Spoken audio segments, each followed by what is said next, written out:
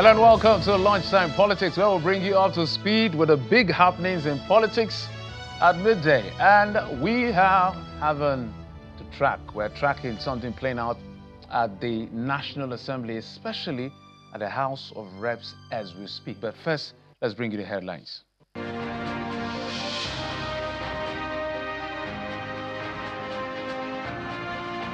First batch of over 260 Nigerians arrived from South Africa following surge in xenophobic attacks in the southern African nation.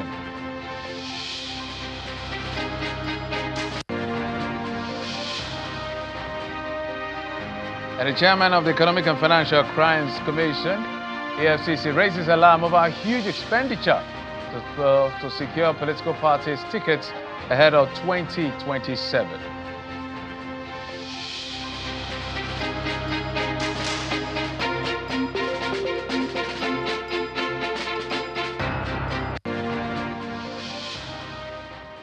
Thanks again for joining us on the program. Let's begin with what is playing out at the Murtala Mohammed International Airport, where a total of 258 adults and children have now arrived in Nigeria from South Africa aboard an Air Peace flight as part of ongoing efforts to support the voluntary return of Nigerians from that country following the spate of xenophobic attacks. The returnees were received by the Minister of State for Foreign Affairs, Ambassador Shola Enikan-Olaye, and the Minister of Humanitarian Affairs and Poverty Reduction, Dr. Bernard Odoro, who assured them of the government's commitment to their welfare and reintegration. Officials disclosed that the second batch of returnees are expected to arrive within the next month as authorities continue to facilitate safe and orderly return of Nigerians willing to come home.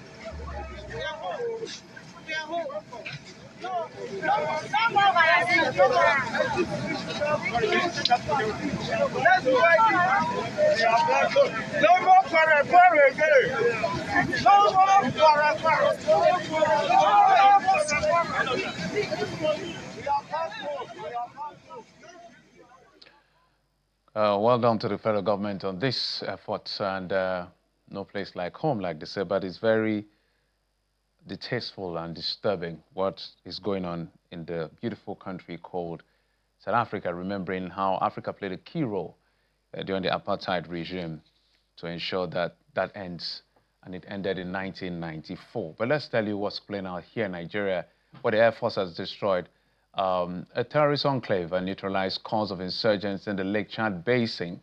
A statement signed by the Director of Public Relations and Information of the Force, Air Commodore Elimene Jodma, says the successful operation was carried out in the early hours of June the 10th at Metele in the northern Tumbun's area under the air component of Operation Hadinkai. According to the statement, the mission was launched after credible intelligence surveillance reconnaissance. Nations confirmed the presence of senior terrorist commander, terrorist idols, and heightened insurgent activities within the area. The statement adds that activities of the intelligence NAF air assets were deployed to engage the identified target. Air crew reportedly observed significant movement of terrorists around the conclave or concealed structures upon arrival, providing further confirmation of hostility activities. And after identifying the target, the aircraft executed precision strikes, devastating the terrorist positions.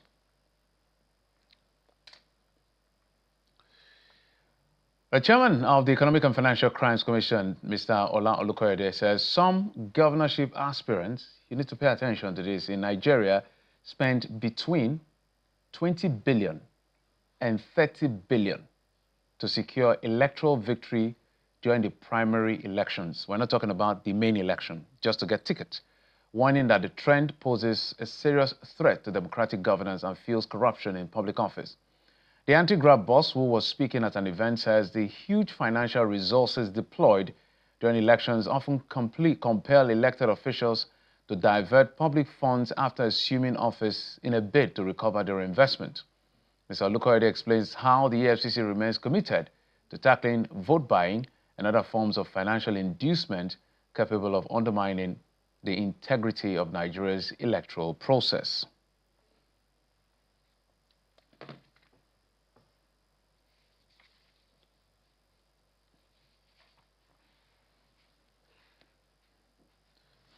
As a matter of fact, I needed to read that slowly here. The numbers, 20 to 30 billion. These are not my words. These are the words of the Economic and Financial Crimes Commission boss himself. So he's not a spokesperson, the chairman.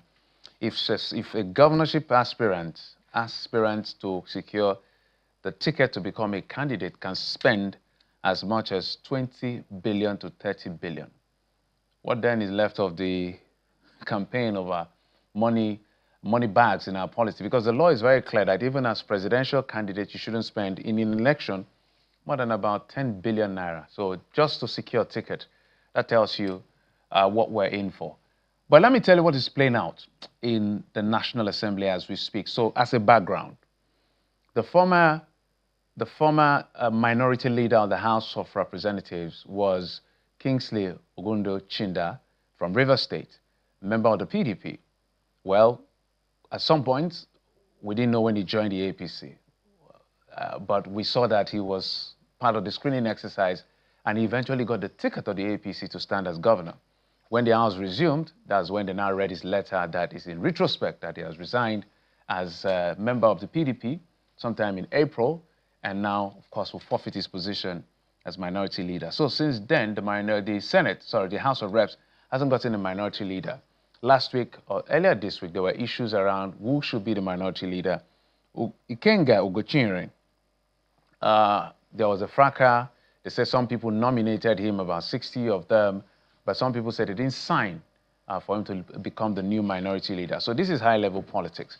But as we speak, something is going on in the National Assembly. The National Assembly, especially the House of Reps, is about to start the process of voting and consideration of amendment to even the Constitution, the Electoral Act, issue of state police. There are so many things that will change if this follows through as far as our national polity and governance is concerned. But the members of the minority parties in the House are saying no. They will not go for anything that has to do with constitutional amendment until they have a sitting minority leader, and they are insisting that Mr. Fred Agbedi from Bayelsa State be announced as minority leader. So take a watch, just a very short clip. My producer is going to put it up. I hope it's ready now. So you get to see what's playing out. Oh dear, I thought, okay, that's it.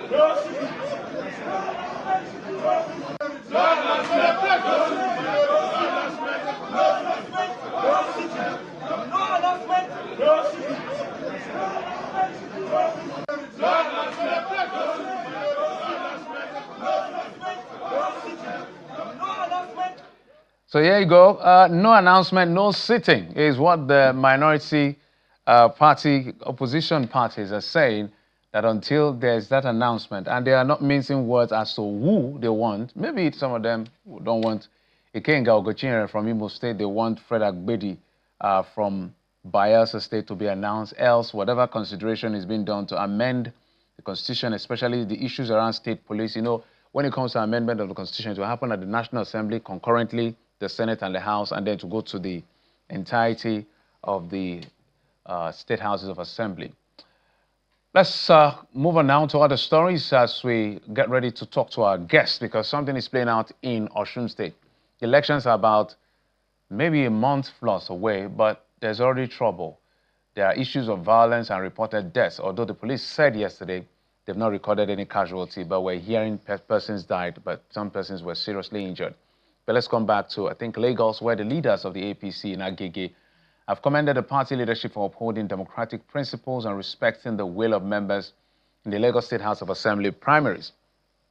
At a press conference in Lagos, the leaders congratulated Oluwagbenga Abiola on emerging as the APC candidate for Agege Constituency 1, describing his victory as triumph of grassroots democracy, loyalty, and the people's voice. We are confident that the APC has fielded candidates capable of not only winning convincingly at the polls, but also providing effective, responsive, and people-oriented representation. We therefore call on all APC members, leaders, stakeholders, support groups, youth organizations, women group, and residents of Agege to close ranks and unite between our candidates. The emergence of Honorable Gbenga Abiola Agbelebu candidacy, it reflects the true decision of the people. And as such, we thank the party for allowing this to stand, irrespective of different pressure from different quarters. But, they allow the will of the people to stand. And we are so glad, and we want to say thank you to the leaders of our great party, and we want to appreciate them for listening to us. The political party, the political season is upon us, so you're going to hear a lot about this. But we're not going to lose sight of governance as much as we can. We're going to talk about security, the economy, and all of that. But let's see whether we can get in our guest, who is the DG of the APC Osun State Campaign Committee, Mr. Wole. He joins us from Osogbo, the state capital. Mr. Oke, thank you so much for coming on the program. Thanks for inviting me. Yes, so there's so much tension, if you will, from what we see and hear and read and even reports about ahead of this Osun State governorship election. And so many things run through my mind. But let's begin with the most recent. What happened in Ile-Ife? What's your own version of the story? Because yesterday we had Honorable Bamidele Salam. Please go ahead. Walk to victory. We had one of our programs at Ile-Ife, the Ife Federal constituency, tagged Walk to Victory, outing. And it was peaceful. We had a large, number of our members, electorates that trooped out to participate in that exercise. And it went peacefully. What happened thereafter is not known to us, but the information that got to us is that the NURTW fact controlled by one Alowonle had internal issues. And that was what escalated, with the intention of tainting our activity on that day, which went on peacefully and ended peacefully. Honorable okay, let me play for you what Mr. Bamidele Salam said, because now I'm hearing a different version of events. The police said their own story yesterday. I don't think any arrest has been effected. I'll need to find out from you, but we had the police PRO yesterday. Mr. Salam had laid the blame on the APC, saying this is not an isolated case. But I hope you can hear, so take a listen to what Mr. Bamidele Salam, who is the chairman of the Wole campaign, said yesterday on the program. What happened was that the All Progressive Congress was having a campaign in Ile-Ife yesterday. They were having a road show. And in the course of the road show, members of that political party and hired thugs began to destroy campaign materials of the Accord that they found along the route, destroying billboards, tearing posters, harassing persons who have one thing or the other to indicate that they are supporters of the Accord. People wearing this kind of a cap that I'm wearing or wearing a T-shirt. They shot 2 persons in Ile-Ife yesterday in the course of that road show. And then they began to move from Ile-Ife to Osogbo in a convoy of buses, which we have on tape. I'm happy that the PPRO alluded to that in his statement now. There are video recording of the convoy with the branded buses of the All Progressive Congress candidates, where thugs were seen wielding rifles, carrying guns, and shooting at innocent persons. So on the way to Osogbo, they got to Owodiede. Owodiede is the hometown of the governor. There is a market on that right there on the road, and they met some of these motorcycle riders also wearing the same hat, the Accord hat, and shot at 3 of them right there in Owodiede yesterday. One of them was shot several times on the body. One was shot on the leg. One was shot on the belly, and then they moved on to Osogbo. Honorable, I needed you to listen. I needed you to hear from his mouth to your listening ears. What's your response? You see, What my colleague Onibamdele Salami is saying is an hearsay. He wasn't there himself, and I would have loved to challenge him to tell us when and where did APC hire thugs? Where and where? The event that went on in Leife was recorded. It was heard on TBC, Arise, and some channels, and some local television and radio channels. It went peacefully.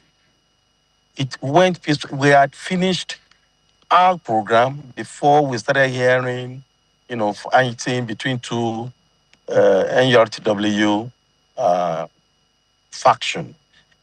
And on our way to Oshobo, the old there that is making reference to, you see, they are known for neutrality. Even in the past, the ex-first lady of our state, Her Excellency Mrs. Kafilat Uyetola, was once attacked at that point. They are known for that. So a court can do anything. They can, in fact, as a matter of fact, they can even hire, rent vehicle, brand it in APC color just to give a dog a bad name. Go and find out the intelligence community in Osun State. Find out, relate with them. They will tell you that APC events went peacefully in Osun State. Honorable, just in addition, so are you saying that Accord, because I saw the video of the governor in a hospital with a man seriously injured, and he was talking and said, look, if the people don't want you, don't force yourself on that. Are you saying that Accord, more like, I think in security parlance, they'll call it is it a false flag or something of that nature? But just to leave the grammar out of it, are you saying they will stage this kind of violence or hurt or almost kill their own people to score a political point? Is that what you're saying? My brother, did the governor, Bamidele Salam, mention to you what happened to them on that same day when they went for a rally? Did he tell you that they were on a stage that collapsed and they sustained injury? Did he report that to you? So I am telling you, APC members had the activities in Ile-Ife. It went peacefully. We have it on a tape, and I challenged them. Let them bring out their own tape where we had a walk to victory rally. If there was any bit of skirmishes or issues or fight at that point in time, we finished our exercise, and our leaders and who went to grace the occasion at Ile-Ife returned to Oshogo peacefully. Go and find out what you saw in a it was a kind of infight, internal scuffle problems in between the NURTW faction that is headed by one Alowole. Okay, so technically, I think the word I was looking for was false flag project that is called the military parlance. They are also saying that your party, the APC, is under a lot of pressure given some recent defections from the APC to their Accord party. So this is your party, although you have consistently maintained that this has nothing to do with you. Now the new addition to this issue has to do with the NURTW. Maybe we'll get to find out from them, invite them, whoever can represent them to know whether your position is as correct as they... The man for Alowole and his team. Let them speak to you live on the program of this nature. They have their internal problems. So you're saying this is neither an Accord problem nor an APC problem. It's a coincidence that happened around what I'm not saying it's a coincidence. It wasn't coincidence. It has nothing to do with APC. It is purely Accord because that faction of NURTW is loyal to Governor Ademola Adeleke. And the characters leading that faction, they have been declared wanted by the police. Find out where they stay. They stay in government house. Oh, that's and it is anytime they are going out, they go out together. Well, And so that's a it very is heavy that yes, not a problem, but that's a very heavy allegation that we need to substantiate. We'll leave it at the realm of I allegation stand by until it. not I stand by it. okay. I stand by what I've said, and I can be sued for it. All right, let's talk. And I'm telling you that NURTW faction, headed by Wole, had issues. In fact, they've been alleged of murder. You can ask the police, the police authority in Osun State. And there's one Emir, I can't remember his full name now. Those were the group of people that were having problems at that point. They were already trying to give APC a party that had a culture that respect peace, a party, that respects institutions. You can imagine the police authority advised that the event shouldn't hold in certain places. They disobeyed the police, they went out with their event. So you can find out. AP All is a right. very peaceful party. All right, Honorable, the build up to this has been uncommon since from 2022. I've followed the court cases from the LG controversy to now two factions or two groups claiming leadership of the local government. It looks like the election is going to be a crescendo. Do you think that we're going to have a level playing field and a violence-free election given what has culminated to this period? On our part, we expect a peaceful election. On our part, we are not under pressure, we are not under panic. It is the government in place that is under pressure and panic, that is scared that, yes, they'll be voted out of power. And they want to do everything possible to hold on to power. Honorable, I know you sit in the. I think if I'm correct, you're still in the 9th, 10th reps now.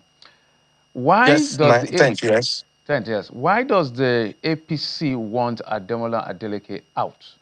When I'm saying APC, I mean people like you and the members of your party. I mean specifically the national secretary of your party, Bashira. Everybody who is in your party.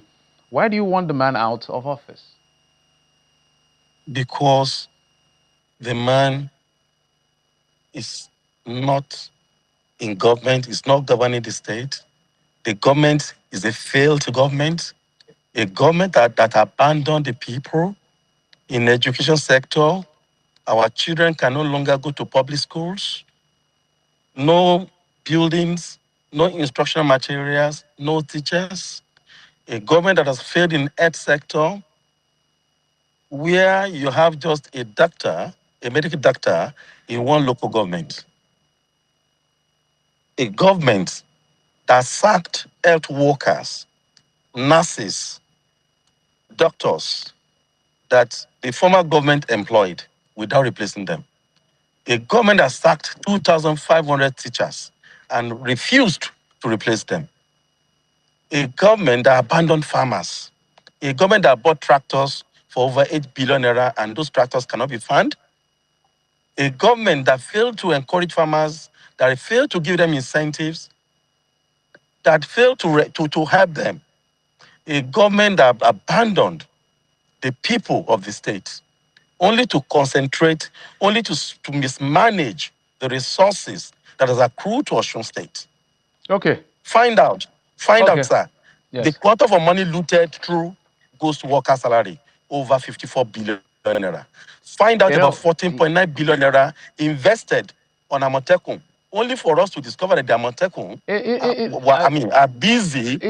are busy protecting infrastructure of a family business. You know, yes, you know, we're going to have time for all of this debate, but I needed to know why, yes. And you've highlighted, but I couldn't get to the exact documents where, because we had an engagement with the, I think Mr. Alimi was a commissioner, and one of the things he raised is the educational position where it was, and we actually saw the data that they've improved in terms of the performance, but I can't see that data immediately, so if I see it, I'll send it to you. However, when the fallout between Rauf Aregbesola and the national government happened, people like Bayo Nanuga also said that, look, people like Rauf Aregbesola, you know, failed the government of Osun State, and in terms of management of his resources, and that was an APC government, and some things were even taken on in the Oyetola government. So, is this Is it that there has never been an improvement in the management of the resources, by your own admission,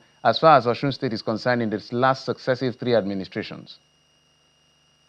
Well, let me tell you straight away. I'd always wait till the end of a government before I criticize them. The Adegbeshola-led government, overtraded. The government came in and they were very ambitious. They wanted to do so many things at a time. And in the process, they chewed more than they can swallow. And that led to the issue of not being able to pay workers as at when due.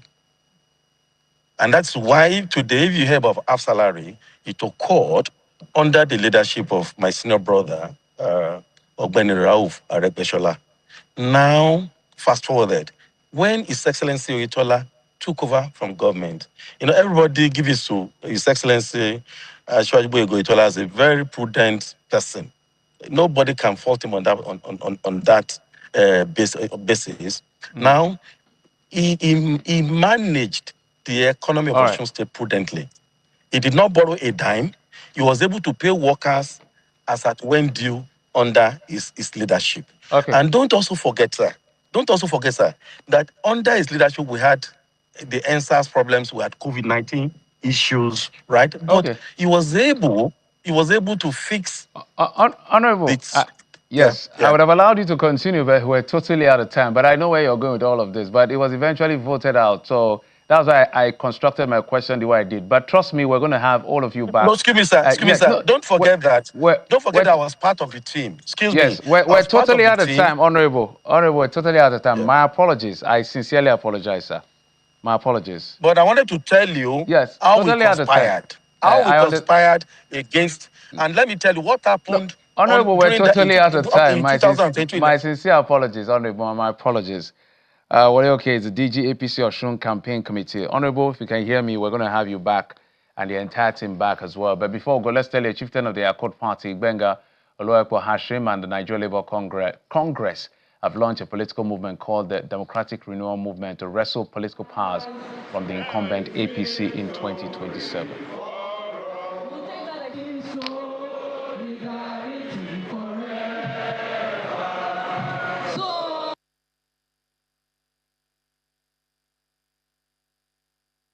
And that's it on the program. Thank you so much for your time and company. I'm Jeffrey Uzonga. You've been served on Lunchtime Politics. Bye-bye.